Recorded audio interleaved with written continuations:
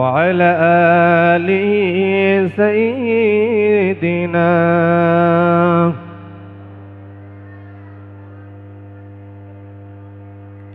আলহামদুলিল্লাহ। সকলে একবার জোরে বলেন আলহামদুলিল্লাহ। একটু আওয়াজ দিয়ে বলেন আলহামদুলিল্লাহ।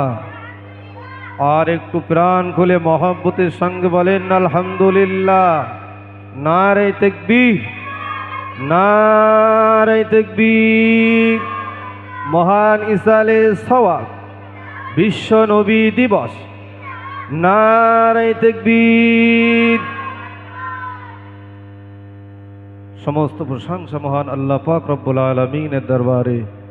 যে আল্লাহ পাক আজকে আমাদেরকে পূর্ণ পবিত্র একটি সময় অর্থাৎ বিশ্বনবীর আগমনকে কেন্দ্র করে মাহে রবিউল আউয়াল মাসের একটি সুন্দর হাওয়ার মাধ্যমে বিশ্বনবীর আগমনের শুভ সূচনাতে আল্লাহ পাক আমাদেরকে তানার জীবনের কিছু আলোচনা শুনবার বুঝবার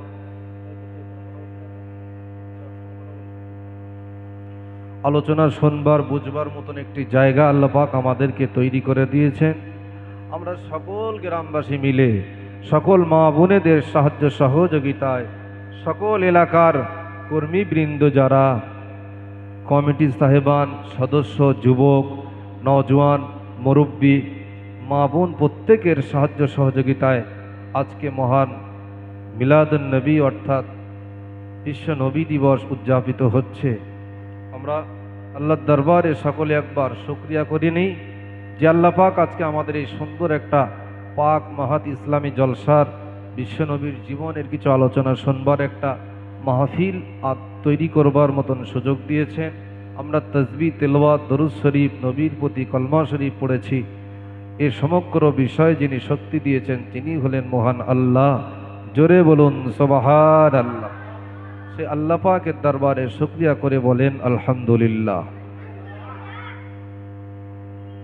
সমগ্র প্রশংসা কৃতজ্ঞতা এবং লক্ষ কোটি দরুদ ও সালাম সব কিছু জানাই প্রাণ ভরে।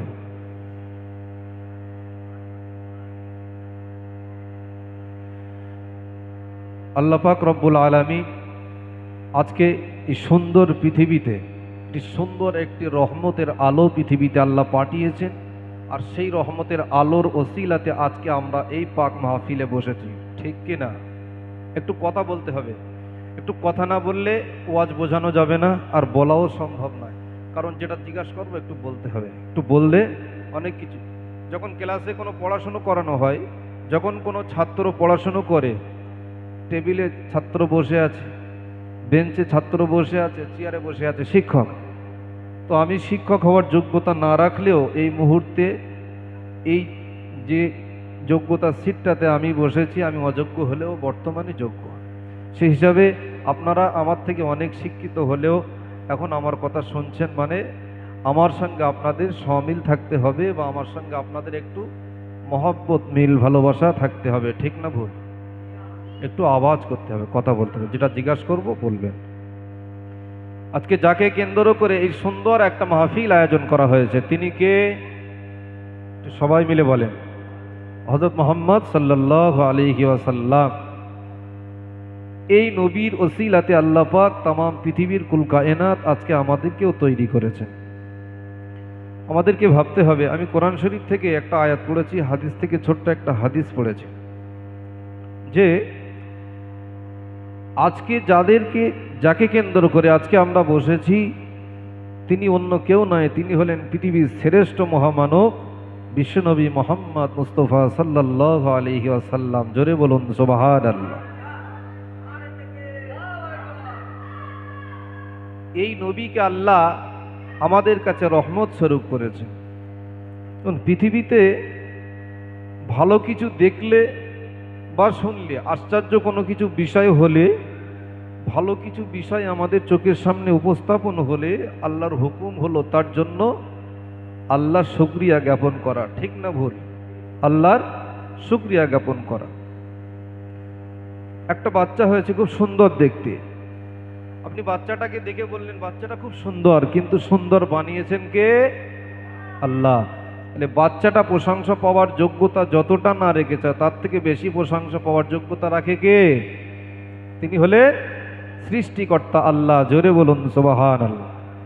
তাহলে আজকে পৃথিবীতে যাকে সৃষ্টি না করলে জমিন আর আসমান কিছু হতো না, সেই নবী তৈরি করা এবং সেই নবীর জন্মের দিবসকে কেন্দ্র করে আজকে আমরা এখানে বসেছি। দেখুন, পৃথিবীতে বহু কিছু হয়ে যাচ্ছে, বহু কিছু চলছে, কিন্তু সেগুলোর বেলায় আমাদের কোনো সমস্যা নেই, বা আমাদের সমস্যা আমরা বুঝলেও সেটাকে আমরা সমস্যা মনে করি না। কিন্তু শুধুমাত্র কেবলমাত্র একমাত্র নবী প্রেমিক যারা, যারা আল্লাহ প্রেমিক, রসুল প্রেমিক, যারা নবীর মহব্বতে যারা বসে নবীর প্রতি দরুদ পড়বে, নবীর দিবস আলোচনা করবে, নবীর জীবন চরিত্র আলোচনা শুনে আল্লাহর মাহবুব হওয়ার জন্য সুবহানাল্লাহ তসবিহ পড়বে, আলহামদুলিল্লাহ তসবিহ পড়বে, এই জায়গাকে বন্ধ করবার জন্য এক শ্রেণীর মানুষের চক্রান্ত চলছে পৃথিবীতে। আমরা সেটা দেখি না বলেন? চক্রান্ত চলছে।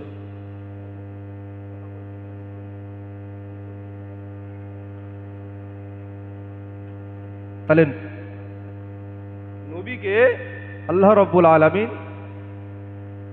এই নবীর বিরুদ্ধে, নবীর বিষয় আলোচনা হলে, নবিয়ানা স্টেজে হলে শুধুমাত্র আমাদের কাছে একটাই কথা আমাদের কাছে আসে যে নবী দিবস, এবং এই নবী দিবস পালন করা এটা হলো বেদাত। নবী দিবস পালন করা যাবে না। ছোট্ট একটা কথা একটু না বললে নয়, বলতেই হয়। বর্তমান বিয়ে বাড়ির অনুষ্ঠান হয়তো আপনারা দেখেছেন, অনেক অনুষ্ঠান হয় আপনারা দেখেছেন। শরিয়াতের কোরআন এবং হাদিসের একটি প্রেক্ষাপট, ৭৬ হাদিস সহ আরও যে ৪০টা হাদিসের কেতাবের আল্লাহ পাক এই তামাম পৃথিবীতে মুওয়াত্তা মালিক, মুসনাদে আহমদ বিন হাম্বল রহমাতুল্লাহ আলাইহির যত কিতাব আল্লাহ পাক পৃথিবীতে রেখেছেন, ৭৬ হাদিস সহ এই তাবরানির হাদিস, ইমাম বাইহাকি রহমাতুল্লাহ আলাইহির হাদিসের কিতাবগুলো, এই সমস্ত কিতাবগুলো যারা বর্ণনা করেছেন তারা পৃথিবীর এক একজন যোগ্য ফুকাহায়ে ইজম। জোরে বলুন সুবহানাল্লাহ। তারা মৌলুদ সম্পর্কে বহু আলোচনা, বহু রিওয়ায়াত তারা করেছেন, এবং কোরআন শরীফের আয়াতের মাধ্যমে তারা মানুষকে বিশ্বনবীর ফজল সম্পর্কে, আল্লাহর যে রহমত যে আল্লাহ পৃথিবীতে পাঠিয়েছেন, এই ফজল সম্পর্কে আল্লাহ পাক পৃথিবীতে বিচরণ করিয়েছেন আমার নবীকে, এবং আল্লাহ যে নবীকে পাঠিয়ে আল্লাহ যে ফজল আমাদের উপরে রহমত করেছেন তার উপযুক্ত প্রমাণ দলিল তারা দিয়েছেন। জোরে বলুন সুবহানাল্লাহ। আমরা তাদের অনুসারী, আমরা তাদের আকাবের মানি, আমরা তাদেরকে মান্যতা দিই, তাদের কিতাবের কথা অনুসরণ করি, আমরা সেই অনুযায়ী, আকাবেরদের অনুযায়ী আমরা আমাদের মৌলুদ এবং বিশ্বনবীর জন্মদিবস পালন করছি। এটা আমাদের শরীয়ত সম্মত, জায়েজ, কোনো অসুবিধা নাই। জোরে বলুন সুবহানাল্লাহ।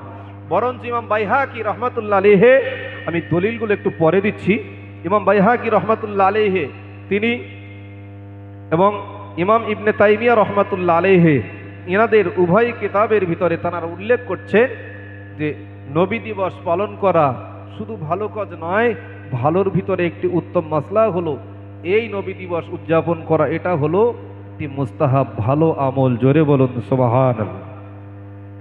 তো যেখান থেকে বলতে গিয়ে কথাটা কেটে গেল যে বিয়ে বাড়িতে আমরা আনুষাঙ্গিক যে বিয়ে বাড়িগুলোতে হয়, বিয়ে বাড়িতে পণ্যা চলছে, বিয়ে বাড়িতে বহু রকমের গান, ড্যান্স, সিনেমা এসব চলছে। তো আচ্ছা, কোনোদিন শুনেছেন যে বিয়ে বাড়িতে এসবগুলো করা যাবে না?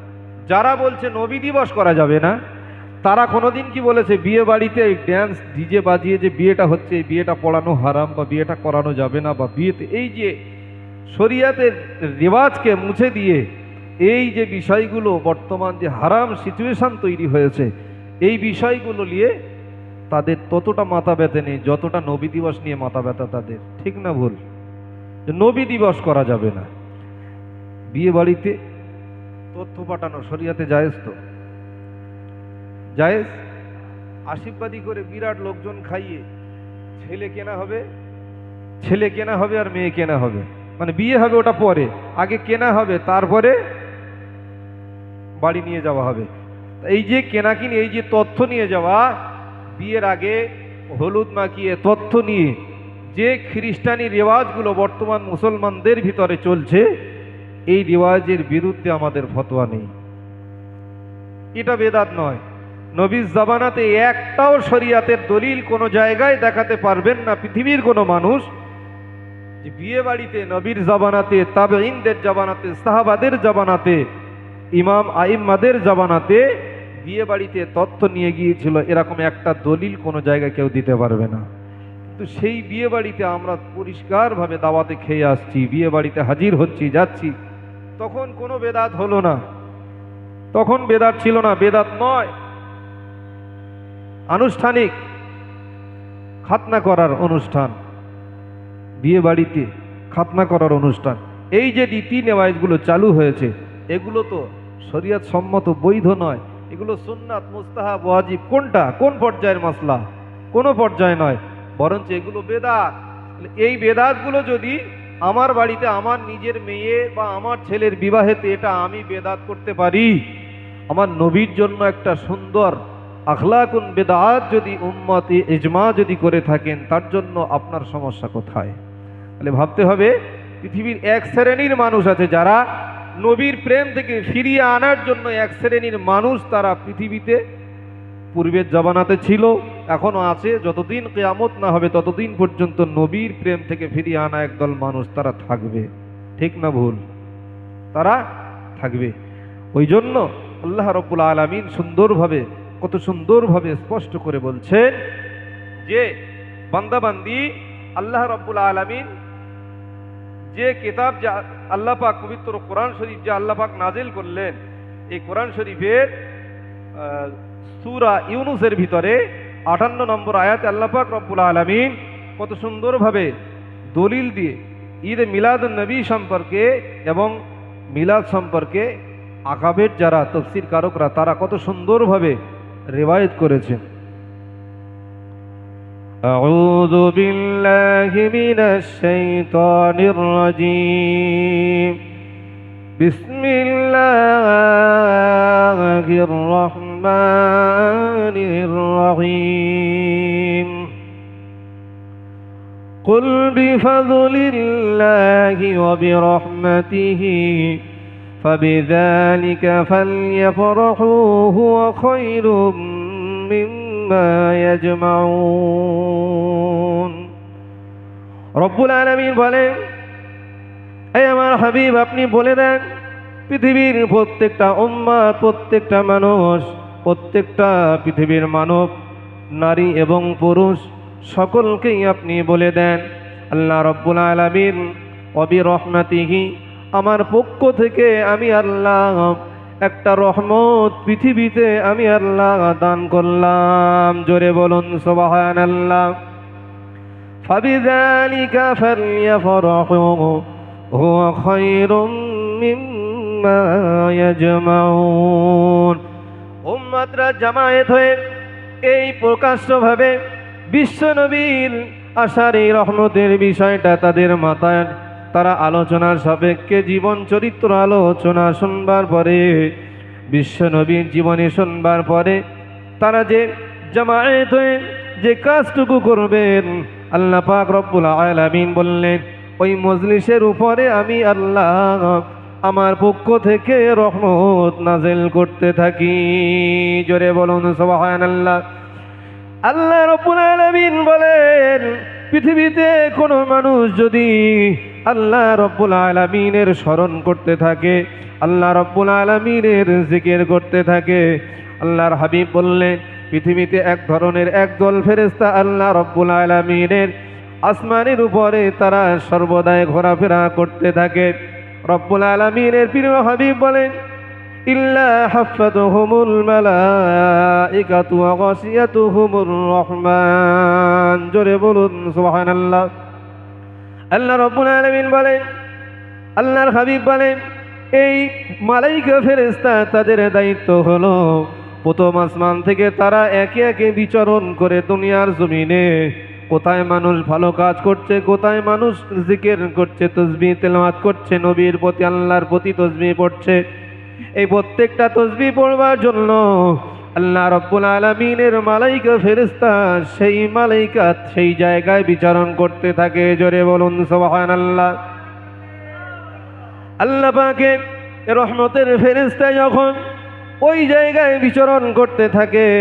আর ওই জায়গায় মালাইকা ফেরেশতা এসে বান্দা বান্দির প্রত্যেকটা নামগুলো লিপিবদ্ধ করে নেন। এক একটা নাম যখন লিপিবদ্ধ করে নেন, নামটুকু লিখে লিখে আল্লাহর কাছে ফিরে গিয়ে বলে, আল্লাহ রব্বুল আলামিন, আল্লাহ পাক, আল্লাহ আপনার একদল ফেরেশতা তারা চাঁদপুর চাপাগাছি জামে মসজিদে বসে বসে আল্লাহ আপনার হাবিবের শান মান সম্পর্কে তার আলোচনা শুনছেন, জিকির করছেন। তার কারণ আল্লাহ আপনি কোরআন শরীফে বলেছেন, ওয়ারাফা'না লাকা যিকরাক। আমি আল্লাহ পৃথিবীতে যত জিকির দিয়েছি, যত স্মরণ দিয়েছি, পৃথিবীতে যত উচ্চ মর্যাদা মানুষ আমি আল্লাহ পৃথিবীতে দান করেছি, এই সমস্ত মর্যাদাপূর্ণ সম্মানীয় ব্যক্তিদের সব থেকে সম্মানীয় ব্যক্তি পৃথিবীতে যিনি হলেন, তিনি হলেন আমার আপনার নবী জনাবে মুহাম্মাদুর রাসূলুল্লাহ। জোরে বলুন সুবহানাল্লাহ। এই পৃথিবীতে যত জিকির করবে মানুষ, প্রত্যেকটা জিকির কারণেওয়ালা বান্দা বান্দি আল্লাহর জিকির করবেন বান্দা। ওয়ারাফা'না লাকা যিকরাক। আল্লাহ বললেন, বান্দা পৃথিবীতে আমি আল্লাহ যে নবী পাঠিয়েছি, এই নবী হলো পৃথিবীর সব থেকে শ্রেষ্ঠ। আর নবীর জিকিরটাই পৃথিবীতে আমি সব থেকে আমি আল্লাহ আমার দরবারে আলা করেছি। জোরে বলুন সুবহানাল্লাহ। পৃথিবীতে যে আলোচনা হবে, এই আলোচনার ভিতরে নবীর আলোচনাটা সব থেকে আল্লাহ বেশি করছেন এবং আল্লাহর দরবারে বেশি সম্মানীয় বলছেন। জোরে বলুন সুবহানাল্লাহ। আল্লাহ রব্বুল আলামিনের এই যে বিষয়গুলো যে আল্লাহ পাক আমাদেরকে হুকুম করলেন যে বান্দা তোমরা আমার রসুল আমার হাবিবকে তোমরা স্মরণ করতে থাকো, আমার হাবিবকে তোমরা মান্যতা দিতে থাকো, তোমরা রসুলকে ইতাআত করতে থাকো। মাওলুদুন নবী সাল্লাল্লাহু আলাইহি ওয়াসাল্লামের একটা হাদিস শরীফের একটি চ্যাপ্টার রয়েছে। এই চ্যাপ্টার ভিতরে সুন্দরভাবে রিওয়ায়াত এসছে যে ইমাম তিরমিজি, ইমাম ইবনে মাজা, ইমাম নাসাই তারা সকলেই সুন্দরভাবে রসুলের মৌলুদ সম্পর্কে তারা সুন্দরভাবে আলোচনা করেছেন। মৌলুদ আসলে শব্দটা হলো মিলাদ। মিলাদ মানে হলো জন্ম বা ভূমিষ্ঠ হওয়া। রসুলের ভূমিষ্ঠ হওয়াকে কেন্দ্র করে পৃথিবীতে যত আল্লাহ পাক রহমত রেখেছেন, সব রহমত হলো ফাদল এবং রহমত হলো আল্লাহ এবং নবীকে আল্লাহ পাক দান করেছেন। জোরে বলুন সুবহান। আল্লাহ রাব্বুল আলামিনের প্রিয় বান্দা ইমাম ইবনে জাওজি রাহমাতুল্লাহ আলাইহি তিনি তানার কিতাবে উল্লেখ করেছেন, ইন্নাল ফাদলিল্লাহিল আলিমি ওয়া রাহমাতুহু মুহাম্মাদুন সাল্লাল্লাহু আলাইহি ওয়াসাল্লাম। ইমাম ইবনে জাওজি রাহমাতুল্লাহ আলাইহি বলেন, নিশ্চয় আল্লাহর ফদল ও জ্ঞান হলো আল্লাহর রহমত, আর আল্লাহর রহমত হলো হযরত মুহাম্মদ মুস্তাফা সাল্লাল্লাহু আলাইহি ওয়াসাল্লাম। জোরে বলুন সুবহানাল্লাহ। এত বড় বড় আকাবেররা যারা আমার নবীর জীবন চরিত্র সারা জীবন তাদের জীবনে বাস্তবায়িত করে তারা জীবনে আল্লাহর ওলি এবং আল্লাহর মাহবুব হয়ে গিয়েছেন। এই সমস্ত আল্লাহর মাহবুব বান্দা বান্দি যারা হয়েছে তাদের সমস্ত এই কিতাবের উল্লেখিত দলিলগুলো আমাদের সকলকে মানতে হবে। আল্লাহ রাব্বুল আলামিনের প্রিয় আরো একজন মাহবুব বান্দা আল্লামা তিরমিজি তার উল্লেখিত আয়াতের অর্থ করতে গিয়ে বললেন, ফাফরাহু বিফাদলিল্লাহি আলাইকুম ওয়া রাহমাতুহু লাকুম বিআনজালা হাযাল কুরআন ওয়া আরসালা মুহাম্মাদিন সাল্লাল্লাহু আলাইহি ওয়াসাল্লাম ইলাইকুম ফানকিহু তাসলুনা বিআমালিকুম। তোমাদের প্রতি আমি হযরত মুহাম্মদ সাল্লাল্লাহু আলাইহি সাল্লামকে প্রেরণ করেছি কিসের জন্য? আমি আল্লাহ পাক যেমন কোরআন তোমাদের কাছে অবতীর্ণ করেছি, কোরআন অবতীর্ণ করেছি তোমাদের জন্য রহমত আর তোমাদের জন্য বরকত। আমি আল্লাহ আমার পক্ষ থেকে আমার হাবিবকে তোমাদের জন্য তেমন রহমত করেছি। জোরে বলুন সুবহানাল্লাহ। সেই নবীর দিবস আমরা যাব এবং সেই নবীর আলোচনা আমরা শুনতে বসেছি, যে নবী সম্পর্কে আব্দুল্লাহ ইবনে আব্বাস রাদিয়াল্লাহু তাআলা আনহু বলেন, আমি একটা সময় নবীর জীবনে আলোচনা করছিলাম। নবী মুহাম্মদ সাল্লাল্লাহু আলাইহি ওয়াসাল্লামকে হযরতে আনাস এবং হযরতে যায়েদ রাদিয়াল্লাহু তাআলা আনহু বিভিন্ন প্রমুখ সাহাবী তারা একটা সময় তারা আমার নবীকে জিজ্ঞাসা করেছিলেন। আল্লাহর নবীকে তারা জিজ্ঞাসা করেছিলেন, ইয়া রাসূলুল্লাহ, ইয়া হাবিবাল্লাহ, হুজুর আপনি কেন সোমবার দিন প্রতি সোমবারে কেন আপনি রোজা রাখেন? সাহাবারা আমাদের একটু জানার জন্য ইচ্ছা হয়।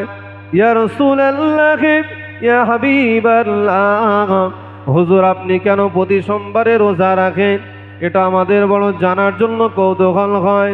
হুজুর আপনি একটু আমাদেরকে বলুন। ওই সময় সাহাবী হুজুরদেরকে আল্লাহর নবী মুহাম্মদুর রাসূলুল্লাহ সাল্লাল্লাহু আলাইহি ওয়াসাল্লাম সোনার জবানে ফরমালেন, বললেন, ও আমার সাহাবীরা, আমি রাসূলুল্লাহ, আমার মওলুদ এই সোমবারে আমি রাসূলুল্লাহ জন্মগ্রহণ করেছিলাম। আমি রাসূলুল্লাহ, তোমরা কি চাও না আমি রাসূলুল্লাহ আল্লাহর দরবারে শুকরিয়া জ্ঞাপন করি? আল্লাহ শুকরিয়া জ্ঞাপন করবার জন্য আল্লাহ রাব্বুল আলামিন আমি মুহাম্মদুর রাসূলুল্লাহকে আল্লাহ পাক নবী করে পাঠিয়েছেন। আমি আল্লাহর দরবারে আমি মুহাম্মদুর রাসূলুল্লাহ আমার জন্মের দিনে আমি রাসূলুল্লাহ নিজে নিজে রোজা রেখে দিয়েছি। জোরে বলুন সুবহানাল্লাহ। তার কারণ হলো আমি মুহাম্মদুর রাসূলুল্লাহ আমার জন্মের দিনে আমি যদি রোজা রেখে দিই, আমার উম্মতের কাছে একটা শিক্ষা থেকে যাবে, তাহলে প্রতি সোমবারে হয়তো মুহাম্মদ সাল্লাল্লাহু আলাইহি ওয়াসাল্লামের উম্মত হিসাবে রোজা রাখবে। জোরে বলুন সুবহানাল্লাহ। রাসূল রোজা রেখেছিলেন, প্রতি সোমবারে রোজা রাখতেন। ইমাম বাইহাকি রহমাতুল্লাহ আলাইহি তিনি বললেন যে রোজা রাখতেন, রাসূল রোজা রাখতেন কেন? শুধুমাত্র এই কারণে যে আমি রাসূলুল্লাহ পৃথিবীতে এই দিনে ভূমিষ্ঠ হয়েছি বলে আমি এই দিনে রোজাটা রাখি। হযরতে ওসমান রাদিয়াল্লাহু তাআলা আনহু বলেন, মান ক্বারাআল কুরআনা আলা আশরিন বিলায়ালিহা। ওসমান রাদিয়াল্লাহু তাআলা আনহু বলেন, আমি একটা মজলিসে বসেছিলাম, বসে থাকার পরে আমার বড় ইচ্ছা হলো মওলুদুন নবী সাল্লাল্লাহু আলাইহি ওয়াসাল্লাম, হযরতে আবু বকর, হযরতে ওসমান রাদিয়াল্লাহু তাআলা আনহু তারা এই সমগ্র বিষয়গুলো নিয়ে আল্লাহ নবীর মওলুদ সম্পর্কে আলোচনা করতে গিয়ে বললেন যে আমরা বলতে শুনেছি যে ব্যক্তি রাসূলুল্লাহর মওলুদে, রাসূলুল্লাহর জন্মে, নবী দিবসের জলসায় আলা কিরাতিন মান আনফাকা দিরহামাইনি আলা কিরাতিন, এক দিরহাম পরিমাণ 1 টাকা পরিমাণ যদি সোনা দান করতে না পারলেও 1 টাকা অর্থে পরিমাণ যদি নবী দিবসের জন্য দান করে, নবীর দিবসের জন্য, নবীর মওলুদ সম্পর্কে যদি ভালো কাজের জন্য দান করে, আলা বিদুদিন আলা বাদরি ওয়া উহুদিন।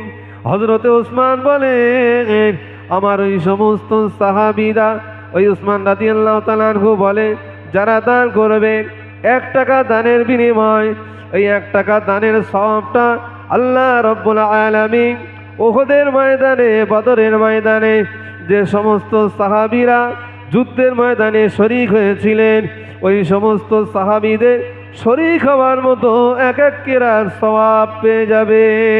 জোরে বলুন সুবহানাল্লাহ।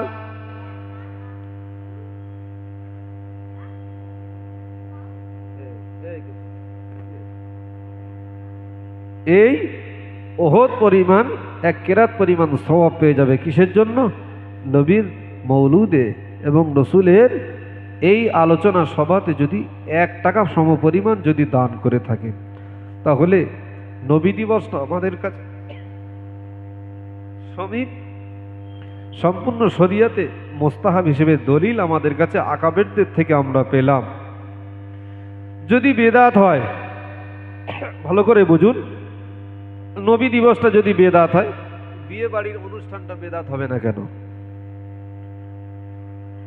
বেদাত কিসের জন্য হবে না? তাহলে নবী দিবস করলে শুধু বেদাত হবে, আদার্স দুনিয়াতে আমার বাঁচার জন্য, আমার থাকার জন্য যে কাজগুলো করতে হবে ওগুলো আর বেদাত নয়। বেদাত মানে হলো নূতন আবিষ্কৃত কিছু, এটার নাম হলো বেদাত। বেদাত বুঝতে পারছেন তো? বেদাত বেদাত মানে হলো, আপনি মনে করেন 3 নম্বর গেট বা চাপাগাছির ফাঁকা জায়গাতে, এখান থেকে চাপাগাছি স্কুল পর্যন্ত কোনো মসজিদ আছে কি? মসজিদ নেই, কোনো মসজিদ নেই। এখান থেকে এই মসজিদ, এরপরে বগডোবা মসজিদ, মাঝখানে কোনো মসজিদ নেই। তাহলে এই জায়গাটা ফাঁকা জায়গা। এখন এই মাঝখানে ফাঁকা জায়গায় হঠাৎ করে একটা মসজিদ হলো।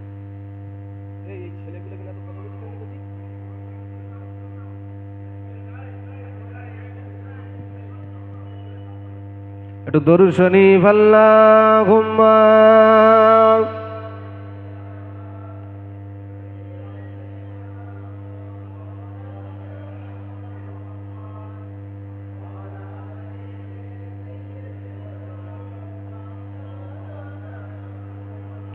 তাহলে বেদাতটা আগে বুঝুন। বেদাত হলো নূতন। এখান থেকে চাপাগাছি পর্যন্ত এই ফাঁকা জায়গা, মাঝখানে একটা মসজিদ হলো। এই মসজিদটা যখন হয়েছে এটা বেদাত। এর আগে মসজিদ ছিল না, এই মসজিদ আছে, মাঝখানে একটা মসজিদ হলো, ওখানে ছিল না, নূতন করে তৈরি হয়েছে, মানে ওটা বেদাত। ওই মসজিদটা নবীর জামানাতে ছিল না, ওটা বেদাত। বেদাত মানে হলো ঠিক এইরকম যে নবীর জামানাতে, সাহাবীদের জামানাতে যেগুলো ছিল না, পরবর্তী যুগে যেগুলো আবিষ্কার হয়েছে সেগুলো হলো বেদাত। বেদাতের 2টো ভাগ। বেদাত হলো, একটা হলো খারাপ বেদাত আর একটা হলো ভালো বেদাত। বাম সাইডটা খারাপ বেদাত, ডান সাইডটা হলো ভালো বেদাত। ডান সাইডের বেদাতগুলো আল্লাহর ওলি, তাবিঈন, সাহাবী, তাবিঈন, তাবে তাবিঈন, মুহাদ্দিসিন, আইম্মায়ে মুহাক্কিরিন, মুতাকাদ্দিমিন, যারা এই সকল সাহাবীদের অনুসরণ করে, যারা এই কাজগুলো করে, যে রীতি এবং নীতি কোরআন এবং হাদিসকে সামনে রেখে যে পথ তৈরি করেছেন, যেটা কোরআন এবং হাদিসের কাছে পৌঁছানো যায়, রসুল পর্যন্ত পৌঁছানো যায়, এই কাজটা হলো শরিয়াতে ভালো বেদাত। জোরে বলুন সুবহানাল্লাহ। আপনি মারা যাবেন, বাড়িতে একটা সুন্দর টিভি কিনে রেখে গেছেন। আপনি মারা যাচ্ছেন, বাড়িতে একটা লোনের 4 বছরের একটা লোন তৈরি করে দিয়ে গেলেন। এই লোন নবীর জামানাতে ছিল? ছিল না। নবীর জামানাতে সুদ ছিল? সুদ ছিল। সুদ হারাম হয়েছে তো নবীর জামানাতে আল্লাহ কোরআন নাজিল করে সুদকে হারাম। وأحل الله البيع وحرم الربا। আল্লাহ রাব্বুল আলামিন বলেন, পৃথিবীতে আমি ব্যবসাকে হালাল করেছি আর সুদকে আমি আল্লাহ তোমাদের জন্য হারাম করে দিলাম। সুদের ব্যবসায় যদি কোনো বান্দা যায়, সুদের সব থেকে নিম্ন স্তরের গুনাহ হলো নিজের মায়ের সঙ্গে 36 বার জেনা করলে যত গুনাহ হয়, 1 টাকা জানার পরে সুদ খেলে মায়ের সঙ্গে 36 বার জেনা করার মতো গুনাহগার হয়ে যায়। ও দুনিয়ার বান্দা বান্দিরা, ও আল্লাহওয়ালারা, ও দুনিয়ার মানুষেরা, আল্লাহ নবীর প্রেমিক আশিকেরা, শুনে রেখে দেন, যদি জানা থাকে, যদি মনে করেন আমি এতদিন জানতাম না, আজকে জেনে গেছি, সুদের বিষয়টা ভালো করে শুনে রেখে দেন। 1 টাকা সুদ যদি জানার পরে খেয়ে থাকেন, যতই ভালো ড্রেস পরে নামাজ পড়েন না কেন, যতই বড় জুব্বা পরেন না কেন, যত ভালো পাগড়ি পরেন না কেন, যত দামি টুপি পরে আপনি নামাজ পড়েন না কেন, যদি আপনার কাছে কোনো সুদ থাকে 1 টাকার পর সমপরিমাণ, এই সুদ থাকার বিনিময় আল্লাহ রাব্বুল আলামিন বললেন, ওই সুদের কারণে তোমার যতই ঢেকে বেড়াও আর যতই পরিষ্কার পাকসাফ হয়ে থাকো না কেন, সুদ যে হারাম, ওই হারামটা তোমার শরীরের ভিতরে থাকার জন্য তুমি মায়ের সঙ্গে জেনাখোর, তোমার থেকে বড় বেয়াকুব পৃথিবীতে আর কেউ নাই। সুদ খাওয়া যদি তোমার জন্য জায়েজ হয়, আমরা যে টয়লেটগুলো করি, আমরা যে পায়খানাগুলো করি, এটাও শরিয়াতে হারাম মানুষের জন্য খাওয়া। সুদ খাওয়া যা, আর টয়লেটের বাথরুমের পায়খানা খাওয়াও তাই, একই ব্যাপার। এখন আপনি বলেন ব্যাংকে টাকা রেখেছেন 100 টাকা, 3 মাস পরে 3 টাকা সুদ হয়েছে, 3 টাকা সুদের টাকাটা আপনি তুলে এনেছেন, মনে করলেন বাড়িতে 3 টাকা এমন একটা সময় প্রয়োজন হলো, ওই 3 টাকা দিয়ে একটা ভালো জিনিস কিনে আনলেন, সেটা হয়তো খেয়ে ফেললেন বা কোনো কিছু তৈরি করলেন। এটা খারাপ, এটা উৎস খারাপ। এই খারাপিটা করবার জন্য আপনি যে খারাপ একটা আচরণ তৈরি করলেন, খারাপ একটা শিষ্টাচার তৈরি করলেন, যা মানুষের সারা জিন্দগিতে একটা গুনার অবিরাম ধারা চলে যাবে, গুনাহ হতে থাকবে। এই গুনাহ যে আপনি শুরু করলেন, এই গুনাহ শুরুটা আপনার করবার জন্য আপনার তো কবরে আযাব হবে, আপনি তো জাহান্নামী হয়ে যাবেন। তাহলে এই সুদের যে বিষয়টা, সুদের যে মালটা আল্লাহ রাব্বুল আলামিন যে হারাম করেছেন, এটা হারাম তো হারামই।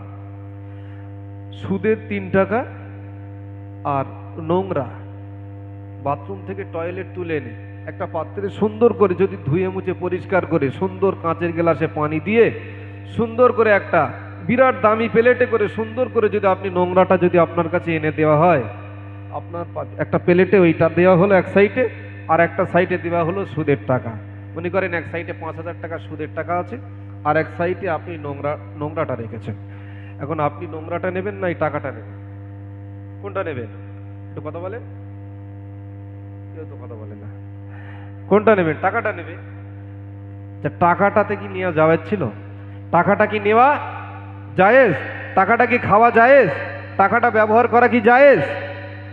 আর নোংরাটা ব্যবহার করা ওটাও। আচ্ছা, যদি সাবান মনে করে মাখা হয়, অসুবিধা আছে? সুদের টাকা খেয়ে লেপটে গায়ে পুরো সর্বনাশ হয়ে গেল, কোনো অসুবিধে নেই, ওখানে বেদাত নেই, ওখানে সমস্যা নেই, নবী দিবস করলে বেদাত। তাই সুদ যে হারাম, এই হারামটাকে হারাম জানতে হবে, হারাম হারামই থাকে, হারাম কোনোদিন হালাল না। আল্লাহ রাব্বুল আলামিন বলেন, পৃথিবীতে আমি আল্লাহ আমার পক্ষ থেকে ঘোষিত, কোরআন ঘোষিত, যে কোনো বান্দার, পৃথিবীর প্রত্যেকটা মানুষের জন্য আমি আল্লাহ রাব্বুল আলামিন আমার পক্ষ থেকে যেগুলো বান্দা বান্দির জন্য হারাম করেছি, ওটা কিয়ামত পর্যন্ত হারাম থাকবে, কোনোদিন হালাল হবে না। পৃথিবীর সমস্ত নবী রাসূলরা যদি আল্লাহর দরবারে দোয়া করে বলেন, আল্লাহ ওই জিনিসটা হারাম করলেন কেন, আপনি একটু হালাল করে দেন, হালাল করার জন্য নবীরা যদি আল্লাহর কাছে দোয়া করে দেন, তবু আল্লাহ কোনোদিন হালাল করবেন না। তার কারণ হলো আল্লাহর সিদ্ধান্ত হলো, আল্লাহ যেটা ভালোবাসেন, আল্লাহ মানুষের জন্য যেটা ভালো মনে করেন সেটাই মানুষের জন্য দেন। আল্লাহ মানুষের জন্য যে রহমত হিসাবে যাকে পাঠান সেটাই আমাদের জন্য রহমত। আল্লাহ আমাদের জন্য যে ভালোটা মনে করেন সেই ভালোটা আমরা বান্দার বান্দি হিসাবে আল্লাহ আমাদের কাছে পাঠিয়ে দিয়েছেন। জোরে বলুন সুবহানাল্লাহ। আল্লাহ রাব্বুল আলামিন বলেন, পৃথিবীতে যে হারামগুলো আমি তৈরি করেছি, কিয়ামত পর্যন্ত ওটা হালাল হবে না। আর হারামকে যদি কেউ হালাল মনে করে গ্রহণ করে, ওই ব্যক্তি সম্পূর্ণ বেঈমান কাফের হয়ে যাবে। সুদ খাওয়াটা হারাম, নামাজ না পড়াটা গুনাহ। নামাজ যে আল্লাহ আমাদের জন্য ফরজ করেছেন, এটা আমরা পড়তে পারি না, দুর্বলতা। কিন্তু নামাজ বলে কিছু নেই যদি অস্বীকার করে দিই, সে কি? সে কাফের। যদি নামাজ বলে কিছু নেই যদি মনে করে, যদি বলে দেয়, সে কাফের। আল্লাহ আছে আমরা দেখতে পাই না, ওটা পরে আল্লাহ একদিন দেখতে পাবো আমরা। আল্লাহর ইবাদত যদি আমরা ঠিকঠাক ভাবে করতে পারি, আল্লাহর সঙ্গে আমাদের দেখা হবে, কিন্তু আমরা সেই মন নিয়ে আল্লাহর ইবাদত করতে পারি না। তাহলে এই যে নবীর বিষয় যে আলোচনা হচ্ছে, নবীর বিষয়ে আলোচনা করছি, আলোচনা হতে হতে আমাদের এই নবিয়ানা বিষয়গুলো আমাদেরকে একটু বুঝতে হবে, বোঝা দরকার। আমাদের বোঝার সময় বর্তমান খুব কঠিন সময়। বেদাত তো শুধু নবী দিবস নয়, বেদাতের তো আরো অনেক ভাগ রয়েছে। নবী এবং সাহাবীদের জমানায় যেটা ছিল না সেটা যদি বেদাত হয়, আল্লাহর নবী হিজরত করে মক্কা থেকে মদিনাতে গেলেন, 360 মাইল রাস্তা, কখনো হেঁটে, কখনো উটের পিঠে করে সওয়ার হয়ে 360 মাইল রাস্তা অতিক্রম করে আল্লাহর নবী দ্বীনের দাওয়াত দিতে গেলেন। কত কষ্ট করে, কত মার খেয়ে দ্বীনের দাওয়াত দিতে গেলেন আমার আপনার নবী। কত কাফেরদের অত্যাচার সহ্য করলেন রাস্তায়। আম্মাজান মা খাদিজা রাদিয়াল্লাহু তাআলা আনহা সঙ্গী হিসাবে, আমার রাসূলের সাথী হিসাবে তিনি কাজ করতেন। জোরে বলুন সুবহানাল্লাহ। এই নবীকে আল্লাহ রাব্বুল আলামিন সাওয়ারি দিয়েছিলেন, এই ঘোড়ায় করে এবং উটের পিঠে করে সওয়ারি করে মাল, সাহাবীরা তারা ব্যবসা করতেন, সব ঘোড়ায় করে মাল নিয়ে যেতেন। আমি এবং আপনি, আমরা যারা বেদাত বলে প্রচলন বা বেদাত বলে মানুষের কাছে প্রচার দিতে থাকি, আমি আপনি যদি বলি যে আমার এখন কালকে সকালে কাশ্মীরে টিকিট কাটা আছে, মনে করুন আপনি কাশ্মীরে যাবেন, টিকিট কাটতে গেছেন, আপনি বলবেন টিকিট কাউন্টারে গিয়ে বা আপনি কম্পিউটারে গিয়ে বা অনলাইনে গিয়ে বলবেন আমি উটে করে কাশ্মীরে যাব, একটু টিকিট কেটে দাও। দেবে? দেবে কি? হবে না। তাহলে উটে করে সাওয়ারি করা এটা শরিয়াত সম্মত বৈধ, আর আপনি যে ট্রেনে করে সফর করে কাশ্মীরে যাবেন এটা কোন জায়গায় লেখা আছে? ওটা নবীর জামানাতে ছিল না। প্লেনে করে আমরা হজে যাই, প্লেনটা তো নবীর জামানাতে ছিল না, আজকে আমরা প্লেনে করে হজ করছি। মসজিদের যে সিঁড়িটা দেখছেন ডান সাইডে, ইমাম সাহেব যে জায়গাটায় দাঁড়িয়ে নামাজ পড়ান, নামাজ পড়ানোর জায়গা, যে জায়গাটায় ইমাম দাঁড়িয়ে নামাজ পড়ান ওই জায়গাটার নাম হলো মিহরাব। আর ডান সাইডে যে 3 সিঁড়ি আছে সিঁড়িটার নাম হলো মিম্বার। মিম্বারে রসুল যখন খুতবা দিতে, রসুল পাক সাল্লাল্লাহু আলাইহি ওয়াসাল্লাম যখন খুতবা দিতে, এই খুতবায় মিম্বারে রসুল প্রথম সিঁড়িটা নবীর জামানাতে ছিল। কিন্তু নবীর জামানাতে রসুল ইন্তেকাল হয়ে গেলেন। রসুল ইন্তেকালের পরে সাহাবী আবু বকর যখন খলিফা হলেন, 2.5 বছর খলিফা পদে নিযুক্ত ছিলেন, খলিফাতুল মুসলিমিন ছিলেন। আল্লাহ পাকের বান্দারা ভালো করে শুনে রেখে দেন, আল্লাহ নবী ইন্তেকাল হয়ে গেলেন। আল্লাহ নবী ইন্তেকাল হয়ে দুনিয়া থেকে বিদায় হয়ে গেলেন। যেদিন ইন্তেকাল হয়ে গেলেন, ইন্তেকালের দিনটা ছিল আজকে যেমন সোমবার, যেমন আমরা নবী দিবস পালন করছি। এই নবী দিবস পালন করা আজকে যে দিনটা আমরা উদযাপন করছি নবীর দিবস, 12ই রবিউল আউয়াল, নবীর যেমন পৃথিবীতে আসার দিন, এটা খুশির দিন। আমার রাসূলুল্লাহ পৃথিবী থেকে ওয়াফাতের দিনটা হলো সোমবার। এই নবী পাক সাল্লাল্লাহু আলাইহি ওয়াসাল্লাম সোমবারে পৃথিবী থেকে বিদায় হয়ে গিয়েছিলেন। আমার রাসূলুল্লাহ সোমবারে যখন ইন্তেকাল হয়ে গেলেন, মঙ্গলবার রাসূলুল্লাহর জানাজা, মঙ্গলবারে দাফনও হয়নি। রাসূলুল্লাহ বুধবারের দিন সকালবেলা 10টার সময় জানাজা দাফন হয়েছে। এখন জানাজা বললে আবার ভাববেন যে রাসূলুল্লাহর জানাজা আবার কে পড়ালো? রসুলের জানাজা হয়েছে না হয়নি? ওয়াজ তো অনেকদিন শুনছি, এগুলো তো আমাদের একটু বুঝতে হবে। আমরা সব বুঝি কিন্তু ইসলাম বুঝিনি, এটাই সব থেকে বড় দুর্বলতা। রাসূলুল্লাহর জানাজা হয়েছিল না হয়নি? হয়েছিল। হলে ইমাম সাহেবের নাম বলেন। এখন আমি মারা গেছি, মনে করেন কালকে জোহর বাদ জানাজা হবে, আমার তো জানাজার কেউ পড়াবে নাকি? কেউ তো পড়াবে। সে আপনি মনে করেন আব্দুল সেলিম বলেন বা আব্দুল করিম, যে কোনো একজন তো পড়াবেন, তাহলে জানার ইমাম তো একজন হবে। তাহলে বলবেন যে অমুক লোক মারা গিয়েছে, তার জানাজার ইমাম অমুক লোক। তাহলে রাসূলুল্লাহর জানাজা হয়েছে কিন্তু ইমাম ছিল না। জানাজা মানে হলো ইমামতি করা বা এইটা নয়। কিতাবুল জানাইজ, বুখারী শরীফ বলেন, মুসলিম শরীফ বলেন, কিতাবুল জানাইজ বাবুত তাহরিম কিতাবুস সালাত এবং বাবুত তাহরিম কিতাবুল জানাইজের ভিতরে এসছে জানাজা। জানাজার ভিতরে এই জানাজা শব্দের অর্থ হলো দোয়া। জানাজা শব্দের অর্থ হলো দোয়া। আমরা ওয়াকিমুস সালাত ওয়া আতুজ যাকাত ওয়ারকাউ মা'আর রাকিন আমরা বলি না? আচ্ছা, সালাত মানে হলো নামাজ, সালাত মানে হলো দণ্ডায়মান হয়ে কিয়াম করে আল্লাহর মাহবুব হওয়ার জন্য, আল্লাহর সান্নিধ্য অর্জন করবার জন্য আল্লাহর কাছে সিজদা করা, এটার নাম হলো সালাত। তাহলে জানাজা নামাজে তো সিজদা নাই, কিন্তু সালাত কিভাবে হলো? জানাজা নামাজে যে সালাতটা হয়, বাবুল জানাইজের সালাত, এই জানাইজের সালাতের ভিতরে এসছে যে সালাতের শব্দটা কোরআন শরীফে নামাজের জন্য উল্লেখ করা হয়েছে। তাফসীর কারকরা নামাজের কথা বলছেন, যে সালাতটাকে আল্লাহ নামাজ বলে কোরআন শরীফে উল্লেখ করেছেন, ওই সালাতটাই হাদিস শরীফে বান্দাবান্দি ইন্তেকালের পরে ওই সালাতটার একটা শব্দের অর্থ এনেছেন তাফসীর কারকরা। ইমাম ইবনে হাজার, আল্লামা ইবনে হাজার আসকালানি রহমাতুল্লাহ আলাইহি, ইমাম বাইহাকি রহমাতুল্লাহ আলাইহি, তারা সকলেই এক বাক্যে এই জানাজা শব্দের তাফসীরে জালালাইন এবং ইমাম জালালউদ্দিন সৈয়দ রহমাতুল্লাহ আলাইহি তিনিও তানার কিতাবে স্পষ্ট উল্লেখ করেছেন, এই সালাত মানে হলো দোয়া, এই সালাত মানে হলো নামাজ নয়। জোরে বলুন সুবহানাল্লাহ। আমরা যে জানাজা পড়তে যাই ওটা দোয়া করতে যাই, জানাজাটা নামাজ নয়, জানাজাটা হলো দোয়া। বুঝতে পারলেন তো? বুঝেছেন? জানাজা নামাজ না দোয়া? জানাজা নামাজ না, জানাজা হলো দোয়া। এটা মাথায় রাখবেন, জানাজা হলো দোয়া।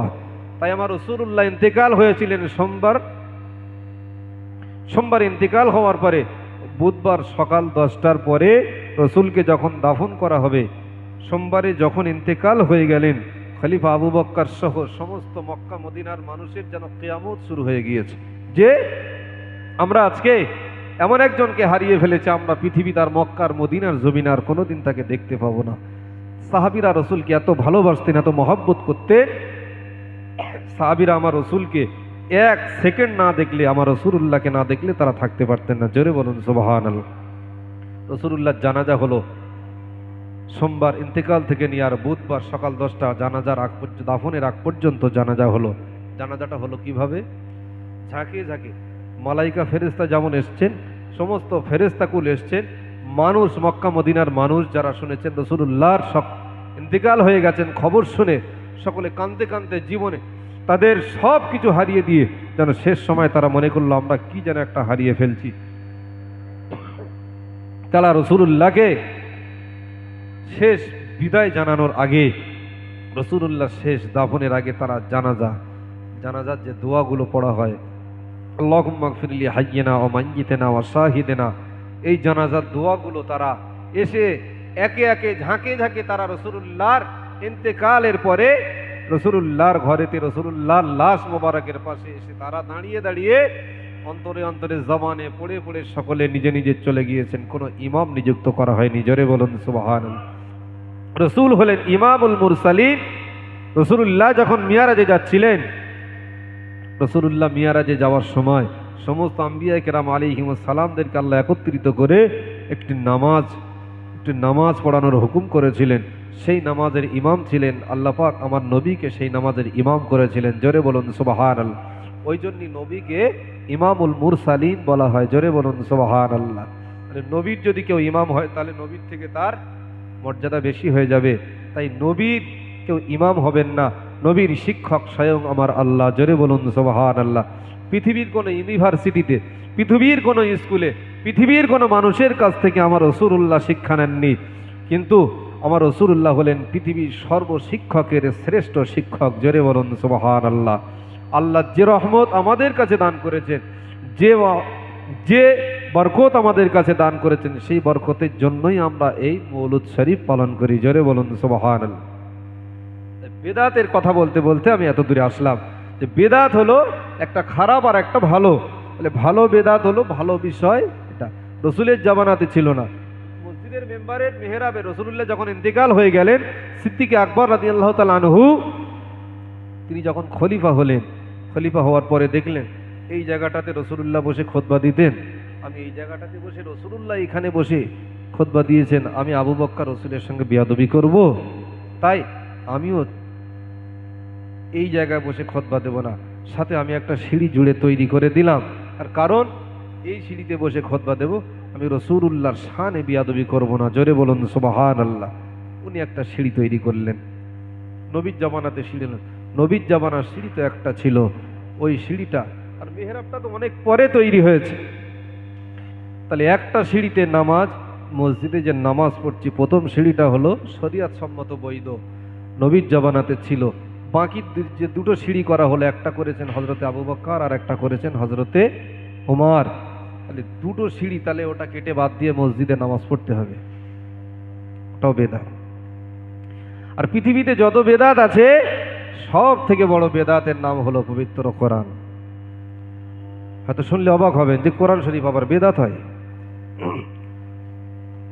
আমার মুসলমান ভাই বোনেরা, আল্লাহ পাকের মাহবুব বান্দা বান্দীরা, আল্লাহ রাব্বুল আলামিনের কোরআন শরীফ আল্লাহ যখন নাজিল করেছিলেন, আল্লাহ রাব্বুল আলামিন যখন এই কোরআন পৃথিবীতে নাজিল করেছেন, আজ থেকে ১৫০০ বছর আগে আমার রাসূলুল্লাহর উপরে আল্লাহ যে কোরআন নাজিল করেছিলেন, আজ মক্কা মদিনার লাইব্রেরিতে আপনি যাবেন, এখনও দেখবেন যে কোরআন আল্লাহ পৃথিবীতে নাজিল করেছিলেন, ওই কোরআন শরীফ যেটা আল্লাহর পক্ষ থেকে নাজিল হয়েছিল, রাসূলুল্লাহ যেমন চিঠি লিখতেন, এবং ওই আংটির যে স্বাক্ষরিত করে যিনি ছবি করে দিতেন, এই আংটির স্বাক্ষরিত এই আংটিটাকে স্টাম্প করে যখন চিঠির নিচে স্বাক্ষর করে দিতেন, ওই চিঠিতে যেমন রাসূল পাক সাল্লাল্লাহু আলাইহি ওয়াসাল্লাম যেমনভাবে ওই চিঠি পাঠাতেন, রাসূলুল্লাহ যেমনভাবে লিখতেন, কাতেবে ওহী সাহাবীদেরকে আমার রাসূলুল্লাহ হুকুম করতেন, আল্লাহ কোরআন নাযিল করেছেন, আয়াতটা বলে দিতেন,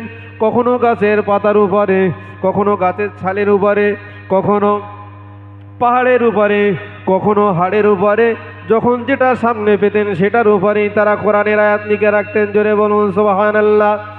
যে কোরআন আল্লাহ পৃথিবীতে নাযিল করেছিলেন, ওই কোরআনটা সেই সময় ছিল কোনো অক্ষরে জের জবর ছিল না, নোক্তাও ছিল না। আজকে আমরা আরবি শিখেছি, আলিফ ফাঁকা সোজা আলিফ, তারপরে বা, নিচে একটা নোক্তা আসে না নেই বলেন, একটা নোক্তা, তার উপরে দুটো নোক্তা। নোক্তাটা ছিল কোথায়, কে লাগিয়েছে? সায়ের উপরে 3 নোক্তা।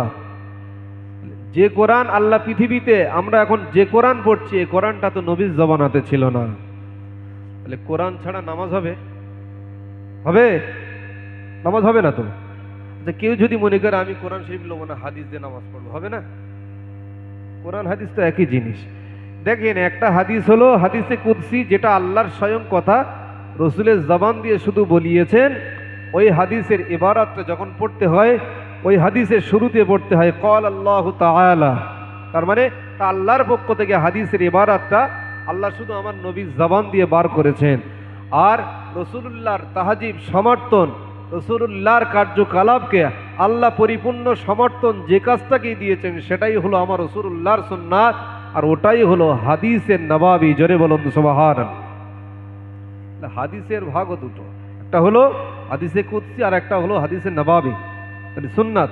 এই বহু বিষয় তো যাই হোক, কোরআন শরীফ রাসূলুল্লাহ জামানাতে আল্লাহ পাক কোরআন শরীফ যেভাবে লাউহে মাহফুজ থেকে নবীর উপরে আল্লাহ নাযিল করলেন, এই কোরআন শরীফ আজকে আমরা যেমন আমাদের ছেলে বাচ্চাদের শেখাচ্ছি, বা আমরা যেটা শিখেছি বা তা সা জিম হা খ, বা আগে কেউ পড়েছেন আলিফ বে তে সে জিম হে খে দাল জাল রে সে, বিভিন্নভাবে পড়েছেন।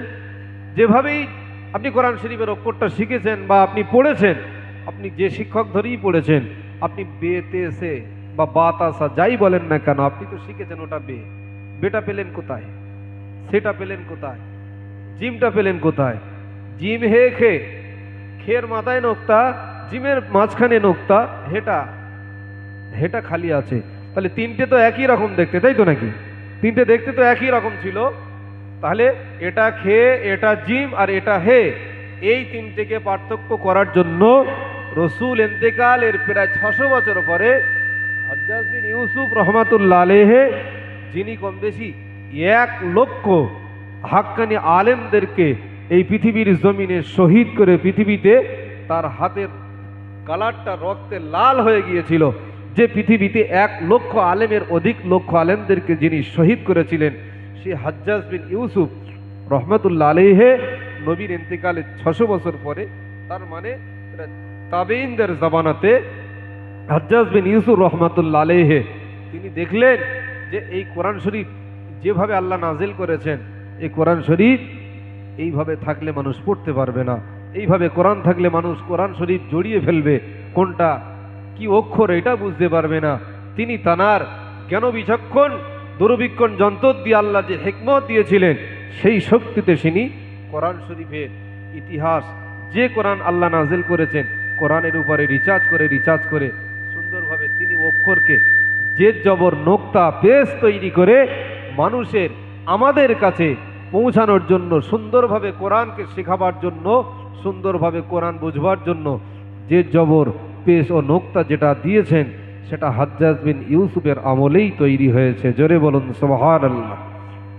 নবীর ইন্তেকালের 600 বছর পরের জেদ জবর পেজ দেওয়া কোরআন, কুল হুয়াল্লাহু আহাদ, আলহামদুলিল্লাহি রাব্বিল আলামিন, ওরাইর উপরে জবরটা তো হাজ্জাজ বিন ইউসুফ দিয়েছেন, ওটা নবীর জামানাতে ছিল না। সূরা ফাতিহা ছাড়া নামাজ হবে না, সূরা ফাতিহার সঙ্গে অন্য কিরাত মিলাতে হবে, ওটা কিরাতে ফরজ। কোরআন ছাড়া নামাজ যেমন হবে না, তাহলে কোরআন শরীফ যেটা আমরা পড়ছি, এই কোরআনটা নবীর জামানাতে ছিল না, এটা হলো তো বিদআত। এখন আপনি বলেন কোরআন শরীফ পড়া ছেড়ে দেবেন তো কাল থেকে? কোরআন পড়া যাবে? আর কোরআন পড়া যাবে না কেন? কোরআন নবী দিবস বেদাত, তো কোরআন শরীফ পড়ে লাভ কি? নবী দিবসে তো কোরআনের আলোচনা হয়, এই বিভিন্ন বিষয়গুলোই আলোচনা হয়। তাহলে এই প্রত্যেকটা বিষয় আজ তো আমরা আলোচনা করছি, আমরা এই বিষয়গুলো আমরা দেখছি যে বেদাত হলো এই, বেদাত হলো নূতনত্ব, যেটা খারাপ সেটা খারাপই, এমন ভালো কাজ। কেউ নূতন বেদাত তৈরি করে মনে করেন একটা বেদাতই হোক, আপনি মনে করেন সেটা বেদাত, সেটা ভালো নয়, ইসলামে ছিল না, নবীর জামানাতে, সাহাবীদের জামানায়, তাহাবীদের জামানাতে ছিল না, কোনো জামানাতে সেটার কোনো ইতিহাস মিলে পাইনি, বা কোনো রেওয়ায়েত নেই, বা কোনো একটা হাদিস শরীফকে আমরা যে জয়ীফ, সহি, মৌজু, জাল, জয়ীফ যেটাই বলি না কেন, এই যে হাদিস শরীফের রেফারেন্সগুলো বলা হয়, হাদিসের ইবারাত রেফারেন্সগুলো বলা হয়, এই হাদিসের কথাগুলো আমরা যখন বলতে থাকি, কাউকে বললেই হয়তো সে বলবে যে হুজুর হাদিসটা কি সহি? এখন নবীর জামানাতে যে হাদিসগুলো আল্লাহ পাক জিবরাইল আলাইহিস সালাম মারফত যে হাদিসগুলো রাসূলুল্লাহর উপরে আল্লাহ পাক যে হুকুম করে দিয়েছেন, যে হাদিসগুলো রসুল মানুষের কাছে পৌঁছানোর জন্য, যে হাদিসগুলো রসুল পাক তার জীবন চরিত্রের ভিতরে ফুটিয়ে তুলেছেন, নিজের জীবনের কর্ম বৃত্তান্তকে হাদিস দিয়ে মানুষের কাছে প্রমাণ আর প্রচার দিয়েছে, সে হাদিসগুলো, হাদিস তো হাদিসই হয়, হাদিস সহি আর জয়ীফ আর দুর্বল আর এইটার দক্ষতা কম, এইটার ক্ষমতা কম, এইটার ক্ষমতা বেশি, এটা সহি, এটা গরিব, এ সহি গরিব এই পদমর্যাদা এইটাও তৈরি করেছেন কে? এটাও তো রাসূলুল্লাহর জামানাতে ছিল না। রাসূলুল্লাহর জামানাতে ছিল হাদিস তো হাদিসই, কিন্তু হাদিস সহি আর জয়ীফ যেটা, এটা আসলে বিষয় ওটা নয়, সহি জয়ীফ না, আসলে বিষয় আমাদের এটা আমরা মানি। এক শ্রেণীর মানুষ তারা মানেন না, যারা রসুলকে প্রেম করে, যারা নবীকে মহব্বত করে, তাদের অন্তর নিয়ে, তাদের ভালোবাসার কলিজাটা নিয়ে এইভাবে খেলা করে মানুষের কাছে বিভ্রান্ত না ছড়িয়ে, ফিতনা না ছড়িয়ে, আপনি আপনারটা করুন, আমি আমারটা করি, আমি নবীর ভালোবাসি, আমি নবী দিবস পালন করছি, বেদাত হলেও সেটা আলহামদুলিল্লাহ ভালো, কোনো অসুবিধা নেই। যদি আকাবেররা বেদাত করে, তারা যদি আকাবেররা যে পথে গিয়েছেন, আমাদের আকাবের যারা, এই আকাবেরদের আমরা অনুসরণ করি, এই আকাবের যারা আমরা অনুসরণ করবার পরে তারা যে পথ দেখিয়েছেন, তাদের পথে আমরা আল্লাহ এবং রসুলকে পাবো কিনা সেটা আমাদের খুঁজে দেখতে হবে। যদি আমরা রাস্তাটা আল্লাহ পর্যন্ত পৌঁছাতে পারি, নবী পর্যন্ত পৌঁছাতে পারি, ইনশাআল্লাহ আমরা একদিন রসুলের আদর্শে এবং রসুলের শাফাআতের হকদার হয়ে যাব। জোরে বলুন সুবহানাল্লাহ। একবার সকলে দরুদ শরীফ পড়ুন, আল্লাহুম্মা।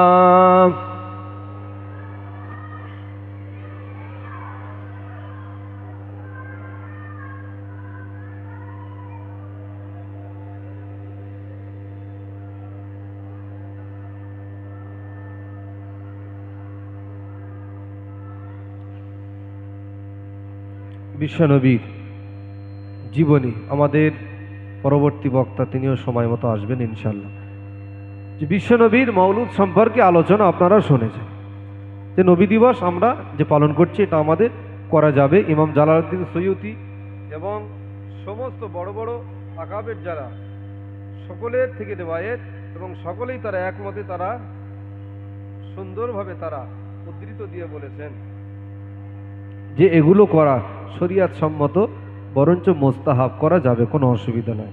এখন আমরা যে নবীর আলোচনা শুনতে বসেছি, নবীর জীবনী, নবীর জীবনটা বড় কষ্টের জীবন, এই গরিবী জীবন ছিল আমার।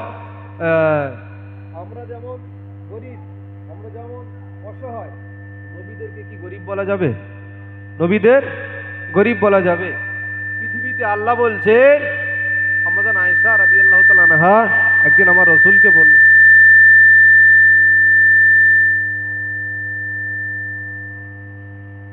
আম্মাজান আয়েশা রাদিয়াল্লাহু তাআলা আনহা একদিন বলছেন, ইয়া রাসূলুল্লাহ, ইয়া হাবিবাল্লাহ, পরনের কাপড়টা ছিঁড়ে গেছে, আমি আপনার কাছে চাইতে পারি না, হুজুর আমি আপনাকে দেখে অঝরে চোখের পানি ফেলে কাঁদি, আর আমি ভাবি অনেক কিছুই আমার মনে হয়, কিন্তু আমি আপনার কাছে আবদার করি না হুজুর।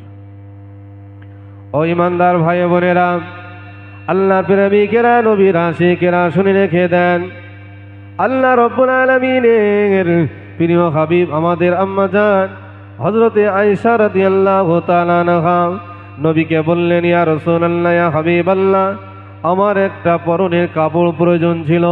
আম্মা জান আয়েশা যেই না বললেন, আম্মা জান আয়েশা রাদিয়াল্লাহু তাআলা আনহা বললেন, ইয়া রাসূলুল্লাহ, ইয়া হাবিবাল্লাহ, একটা কথা আমার বলার খুব ইচ্ছা করেন। ইয়া রাসূলুল্লাহ, ইয়া হাবিবাল্লাহ, কথাটা কি আমি বলবো? আল্লাহ নবী জিজ্ঞাসা করলেন, ও আয়েশা তুমি বলো। আয়েশাকে যখন বললেন, আয়েশা রাদিয়াল্লাহু তাআলা আনহা বলেন, ইয়া রাসূলুল্লাহ, ইয়া হাবিবাল্লাহ, আমার বড় ইচ্ছা হয় পৃথিবীর অনেক মানুষ, অনেক নারীরা তারা নূতন নূতন কাপড় পরিধান করে বেড়ায়, অনেক নূতন নূতন কাপড় পরিচ্ছন্ন করে বেড়ায়। আমি আয়েশা, আমার ইচ্ছা হয়। আল্লাহ নবী বললেন, ও বিবি আয়েশা, তুমি শুনে রেখে দাও, তোমার কি মনে হয় আমি রাসূলুল্লাহ, আমি তোমার কি কাপড় আনতে পারি না? তবে শুনে রেখে দাও, দুটো প্রশ্ন তোমার কাছে, তুমি কি দুনিয়া চাও না আখিরাত চাও? আম্মা জান আয়েশা বললেন, ইয়া রাসূলুল্লাহ, ইয়া হাবিবাল্লাহ, যদি আমি দুনিয়া চাই আপনি দুনিয়াটা আমার কাছে দেবেন, আর যদি আমি বলি আখিরাত চাই আপনি আখিরাতটা আমাকে বুঝিয়ে দেবেন। ইয়া রাসূলুল্লাহ, ইয়া হাবিবাল্লাহ, হুজুর আমি আপনার কাছে একটাই আশা রাখি, হুজুর আমি দুনিয়া থেকে আখিরাতকেই বেশি ভালোবাসি। জোরে বলুন সুবহানাল্লাহ।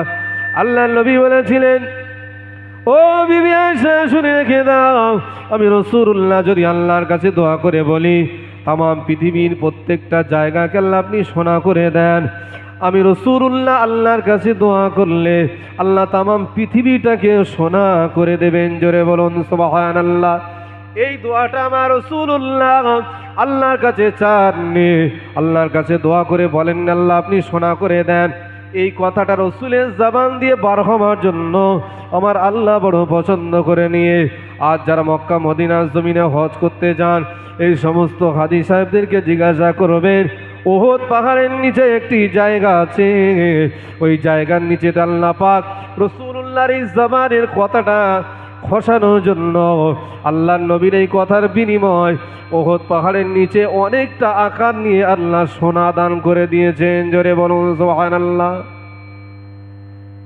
শুধু নবী বলেছেন যে আমি দোয়া করলে দুনিয়ার সব সোনা হয়ে যাবে, এই কথাটা আল্লাহর এত ভালো লেগেছে, এত পছন্দ করেছে রসুলকে, রসুলের এই কথা অনুযায়ী আল্লাহ রাব্বুল আলামিন খুশি করে ওহদ পাহাড়ের নিচে তলাটাকে আল্লাহ পাক সোনা করে দিয়েছেন। জোরে বলুন সুবহানাল্লাহ।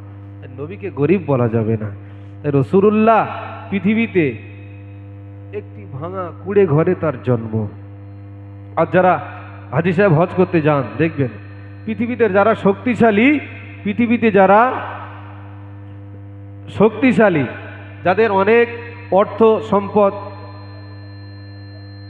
অনেক অর্থশীল যারা আছে, শক্তি আছে যাদের, সামর্থ্য আছে যাদের, তাদের প্রত্যেকের তো তার দুনিয়ায় ক্ষমতা আছে, মরণের পরে তার ক্ষমতা শেষ, যেদিন শুয়ে পড়বে তার ক্ষমতা শেষ।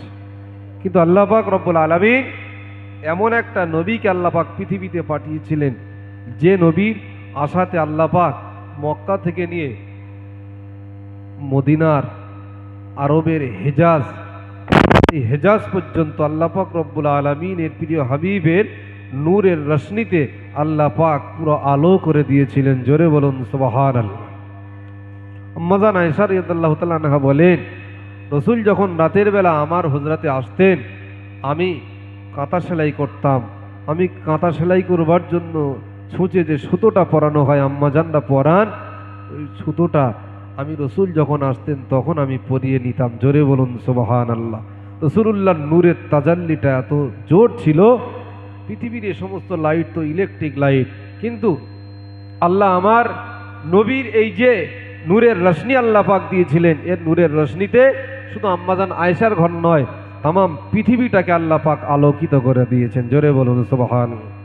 আল্লাহ পাকের পবিত্র কোরআন খুলুন, সূরাতুল ইব্রাহিম আল্লাহ বলছেন, কিতাবুন আনজালনাহু ইলাইকা লিতুখরিজান নাসা মিনাজ যুলুমাতি ইলান নূর।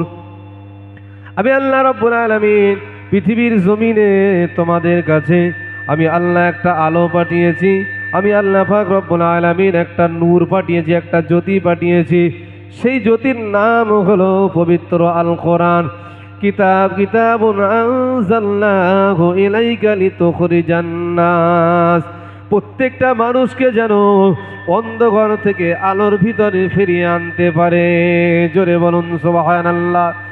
মানুষ অন্ধকারে আছে এটা আল্লাহ জানেন, সেই জন্য আল্লাহ কোরআনে নাজিল করে বললেন, আমার হাবিব আমি আল্লাহ আপনাকে মক্কার জমিনে একটা কুঁড়ে ঘরেতে আপনাকে পাঠাবো মানুষকে শিক্ষা দেওয়ার জন্য।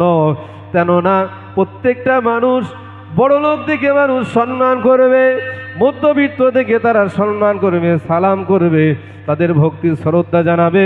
কিন্তু ভালো করে শুনে রেখে দেন, আল্লাহ রাব্বুল আলামিন বললেন, আমার হাবিব আমি আপনাকে এমন একটা পরিবার থেকে তুলে এনে পৃথিবীর শ্রেষ্ঠত্ব দান করব।